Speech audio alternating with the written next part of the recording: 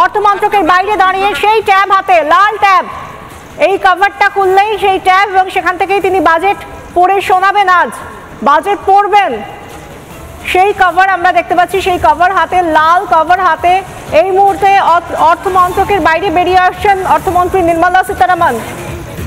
তৃতীয় মোদী সরকারের প্রথম বাজেট, পূর্ণাঙ্গ বাজেট পেশ হবে আজ। গতকাল থেকে অধিবেশন শুরু হয়েছে, বাজেট অধিবেশন, এবং আজ বাজেট পেশ। এই অশোক স্তম্ভ দেওয়া এই ফাইল বা এই কভারের ভেতরেই রয়েছে সেই বাজেট, যা পড়ে শোনাবেন নির্মলা সীতারামন। তৈরি হয়ে গিয়েছে, রাষ্ট্রপতির কাছে যাবেন এবং তারপর সংসদ ভবনে।